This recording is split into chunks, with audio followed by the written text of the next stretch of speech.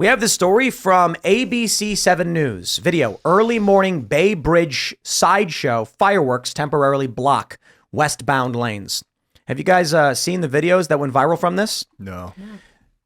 Extremists, rogue actors, random crazy people took over the Bay Bridge in SF. They took it over. There's a video of a guy in his car. They're banging on the car. One guy jumps through his sunroof and he's cowering with his hands up like, please don't hurt me. Please, I'm sorry. I'm sorry. They rip him from his vehicle, take it and start spinning donuts on the bridge. And everyone said, where are the police? Let me see if I can play some of this.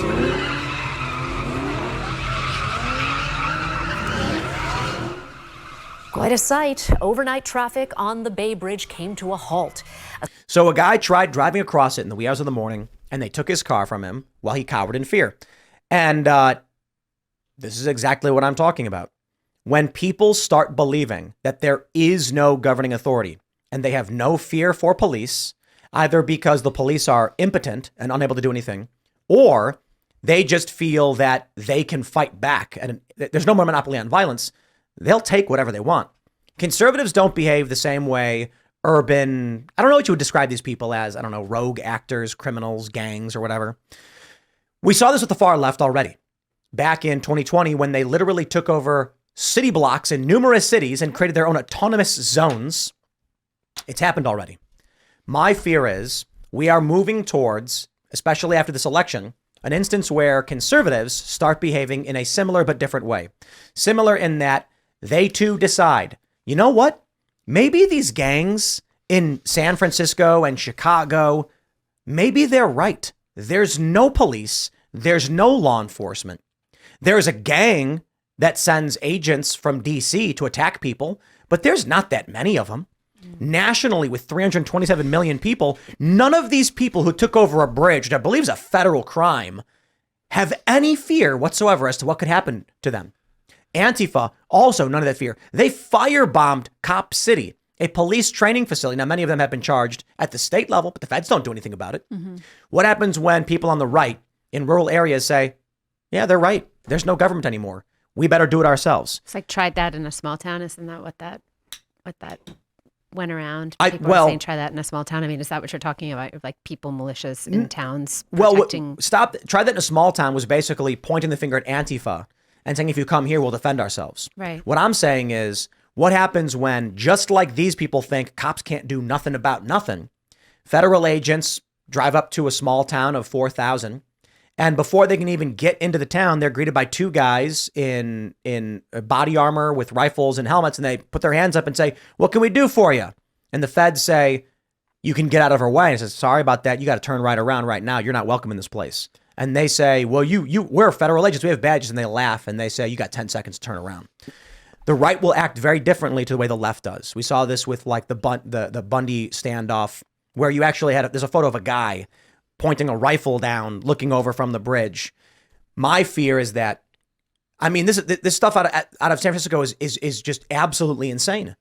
People around the world can see that there is no more social order in this country. Isn't that the point, though? I mean, to weaken, to weaken America to the point where, world government looks, I guess, appealing because we just can't handle ourselves anymore. But what happens when the right adopts the same lack of confidence? You don't think that exists right now? You mean they just act on it?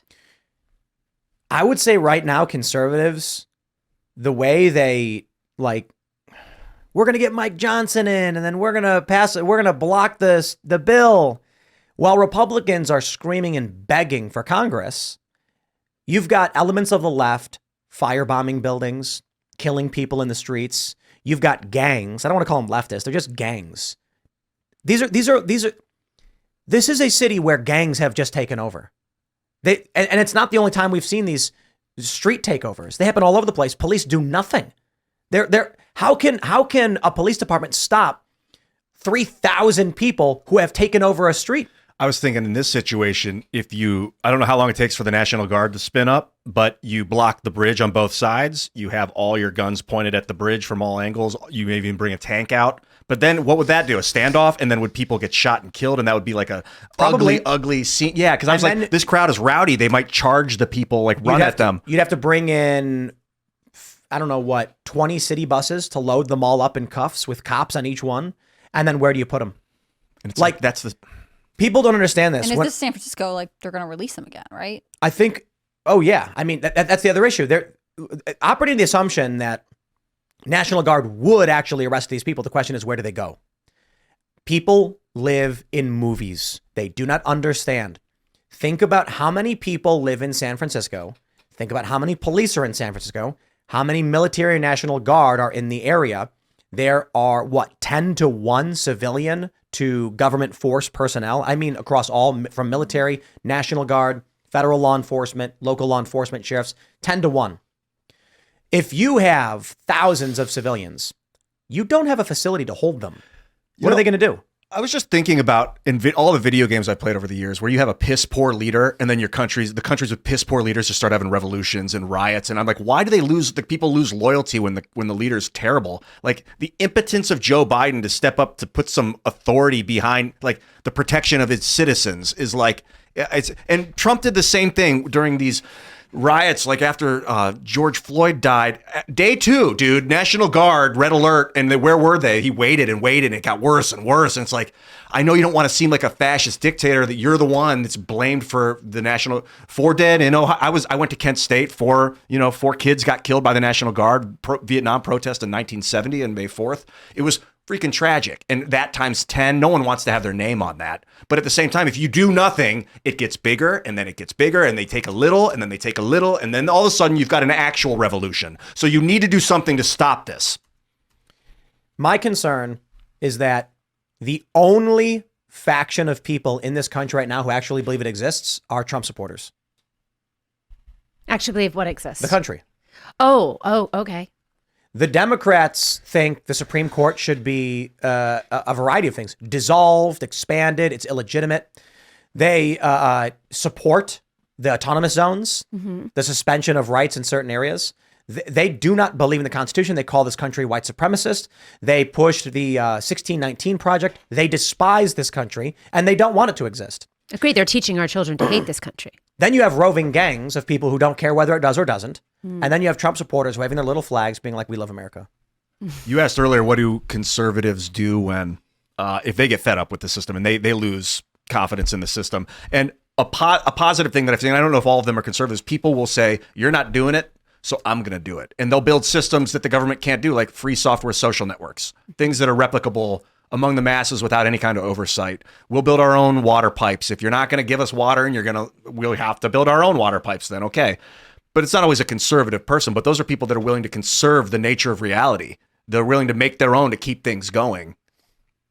I'm happy to be a part of that movement by building mines, things like that, Yeah, I think it is an interesting balance between people who have sort of a loyalty and maybe an optimism about that's the whole MAGA movement, right? Make America Great Again, versus the sort of very serious power people who enjoy destruction, right? Like if you don't believe in your country and you're willing to destroy it and see everything around you crumble, then you are actually in some ways more powerful because you don't feel the need to preserve anything. Preserving things is more difficult, in my opinion. Absolutely. Building things is harder than destroying them.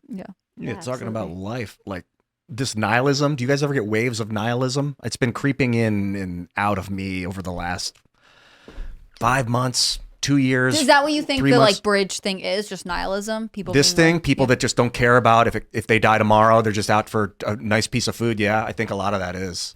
I don't think these people are smart enough to understand nihilism or the feelings of nihilism. They just are nihilistic. They I don't just think don't so. have any. Do they have a vision of the future? If they don't, then they're nihilistic. Or just impulsivity, maybe? I disagree. I think to be nihilist requires some kind of philosophical understanding. These people are just like, oh, wow, so fun. Oh, man. They're not thinking anything. They live in the moment in the next 5 minutes. When you talk to teachers about it and the way that kids engage, they're not making long-term plans. They're not thinking about what they're going to do in the future. It's just entertain me for 5 minutes, entertain me for 5 minutes. These are not people who are going, man, nothing matters, so I'm going to go on a bridge and do a sideshow. These are people who are like, yo, all the boys are going to drive their cars. Let's go. That's what they're thinking. It's very short-term impulsivity. But also this is their mission in their life. Like, their community is a bunch of people who do sideshows and show up, and that's their culture. So I would say that's the opposite of nihilism. There's many leftists who are nihilistic, and they're actually people who are like, I sat here and I thought about it. I couldn't find a reason to live, so screw it. These people are just having fun. Mm-hmm. YOLO. Just short-term thinking people. Like, No, I guess look, there's a look, lot look. of those people. Why do you play guitar?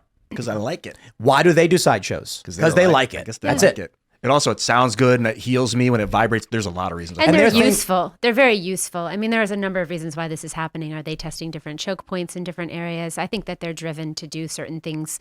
I don't even think they know why they're doing them. They're just useful outer circle idiots.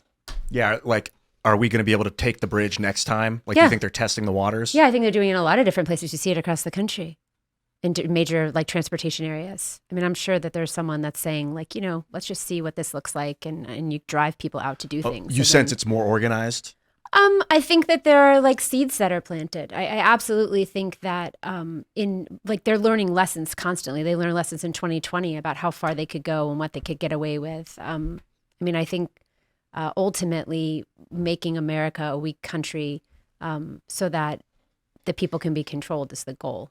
I mean, we see it. I can't think of any other reason why we don't teach kids how to read or do math in school. I mean, if they're reliant on the government, that's a good thing for the left.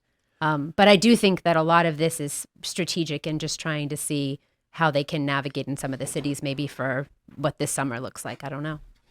You have dour predictions about this summer? You don't think it's gonna be good? I think it's probably going to be violent. I mean, I think in like the Chicago area, during the convention, I think we'll see some violence this summer, unfortunately. I mean, I don't want to. I'm a mom. It's hard, as a nation, you see a nation breaking down and watching people fighting and so much conflict. The kids are being pitted against each other in school. How do you talk about, the state of America with your kids? Like, are your kids more optimistic than most? Are they still looking to just be entertained for 5 minutes? Like, where does this fit in? Yeah, I think most people who have children are pretty optimistic about the future. I think you kind of have to be. You're a stakeholder in the future. You engage in an interesting way.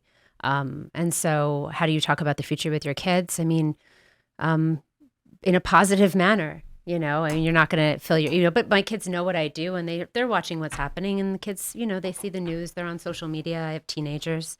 I think they're concerned. They're worried. Thanks for watching this clip from the Timcast IRL podcast. Hang out with us live Monday through Friday at 8 p.m. and become a member over at timcast.com for uncensored, members-only shows exclusive. Thanks for hanging out, and we'll see you all next time.